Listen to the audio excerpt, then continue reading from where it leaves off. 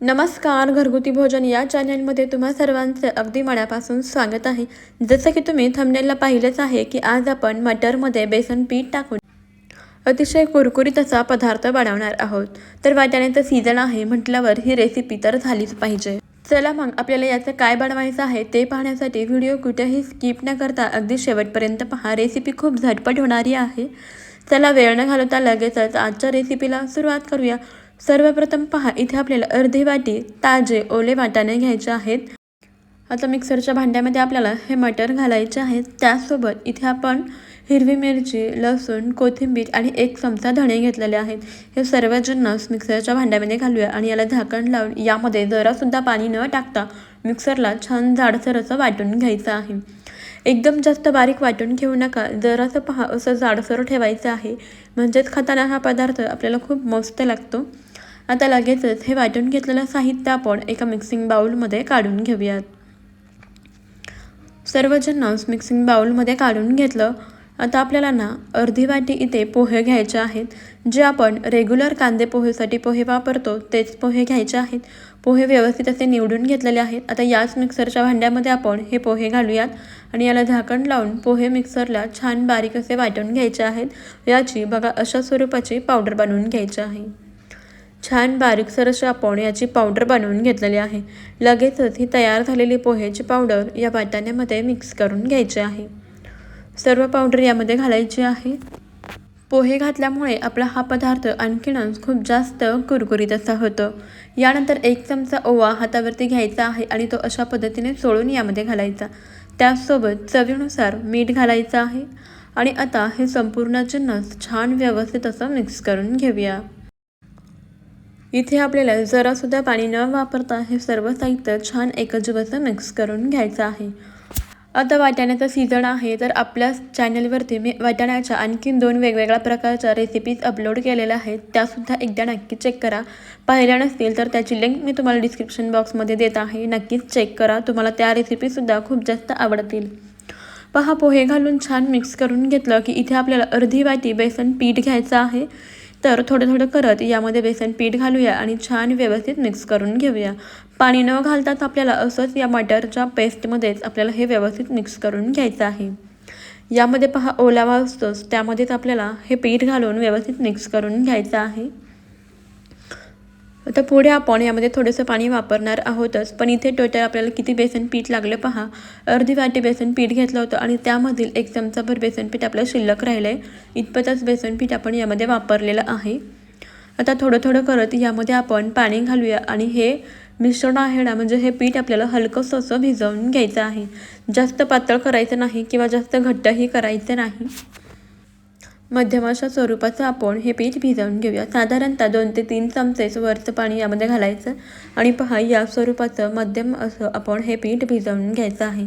तर इथे मी हा पदार्थ 2 व्यक्तींकरता बनवत आहे, त्यामुळे इतकं प्रमाण घेतलेलं आहे. तुम्हाला जर जास्त व्यक्तींसाठी बनवायचं असेल तर तुम्ही इथे याचं प्रमाण वाढवून घेऊ शकता. पहा, इथे आपण अगदी 2 ते 3 चमचे वापरून हे पीठ व्यवस्थित असं भिजवून घेतलेलं आहे. पहा या स्वरूपाचं इथे आपलं हे पीठ झालेलं आहे. बघा असं इतपत जरासं मऊसूत ठेवायचं आहे. यापेक्षा जास्त पातळ ठेवू नका किंवा जास्त घट्टही ठेवू नका. असं आपलं पीठ भिजवून घ्या, म्हणजेच हा पदार्थ छान कुरकुरीत असा होतो. आता लगेचच कढईमध्ये तेल गरम करायला ठेवायचं आहे. तेल व्यवस्थित गरम झालेलं आहे. आता एका वाटीमध्ये पाणी घ्यायचं आहे. हाताला जरासं पाणी लावून घ्यायचं आणि तयार केलेलं पीठ बघा अशा पद्धतीने हातामध्ये घ्यायचं आहे आणि थोडं थोडं करत असं तेलामध्ये सोडायचं आहे. अशा 5 बोटांमधून हे पीठ आपल्याला या पद्धतीने तेलामध्ये सोडायचं आहे.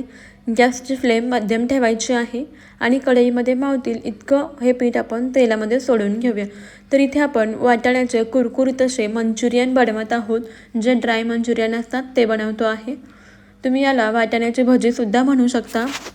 गॅसची फ्लेम मध्यम ठेवायची आहे आणि मध्यम गॅसवरती हे मंचुरियन छान कुरकुरीत होईपर्यंत तळून घ्यायचे आहेत. चवीला अतिशय जबरदस्त असे लागतात आणि नेहमीच वाटाण्यापासून तीच भाजी खाऊन कंटाळा येतो ना, मग काहीतरी नवीन म्हणून तुम्ही झटपट असा होणारा हा पदार्थ बनवू शकता. जर तुमच्या घरी अचानक पाहुणे आले तर काय बनवायचं सुचत नाही किंवा जर छोटी मोठी पार्टी असेल तर त्यासाठी तुम्ही हा स्टार्टर म्हणून पदार्थ बनवू शकता. अगदी झटपट असा तयार होतो, कोणतीही पूर्वतयारी करावी लागत नाही. महत्त्वाचं म्हणजे चवीलासुद्धा अतिशय जबरदस्त असा लागतो.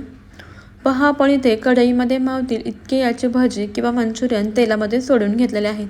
आता तेलावरचे बुडबुडे कमी झाले की एक बाजू छान अशी तळली गेली की आपल्याला याला पलटवून घ्यायचं आहे आणि छान दोन्ही बाजूनी व्यवस्थित असं हे मंचुरियन कुरकुरीत होईपर्यंत तळून घ्यायचे आहे. मध्यम आचेवरती तळून घ्यायचे जेणेकरून हे छान कुरकुरीत असे होतात. नाश्त्यासाठी तुम्ही हा पदार्थ बनवू शकता किंवा मग चहासोबत खाण्यासाठी सुद्धा खूप अप्रतिम असं हे कॉम्बिनेशन आहे.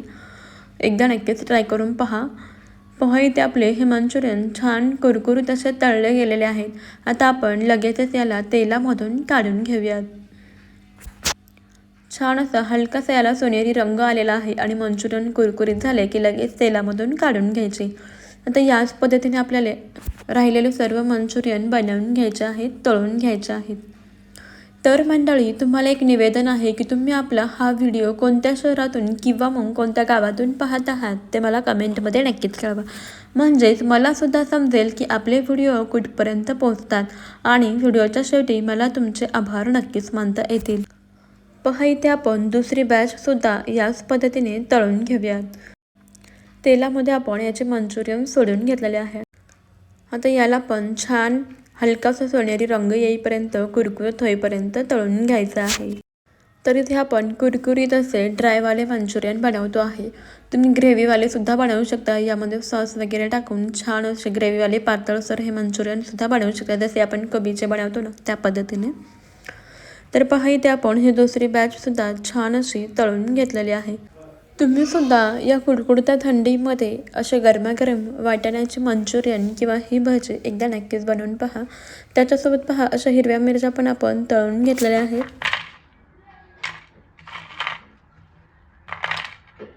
पाहिलंत ना, आवाजावरून तुमच्या लक्षात आलंच असेल की किती छान कुरकुरीत असे आपले हे मंचुरियन किंवा भजी झालेले आहेत. तुम्ही सुद्धा ही रेसिपी एकदा जरूर ट्राय करून पहा. कशी वाटली ते मला कमेंटमध्ये नक्की सांगा. आवडली असेल तर एक लाईक नक्की करा आणि जाता जाता आपल्या घरगुती भोजन या अस्सल मराठमोळा चॅनलला नक्की सबस्क्राईब करा आणि त्यापुढील बेल आयकॉनसुद्धा प्रेस करा, म्हणजे आपल्या येणाऱ्या नवनवीन भन्नाट आणि युनिक अशा रेसिपीचे अपडेट सर्वप्रथम तुम्हाला मिळतील.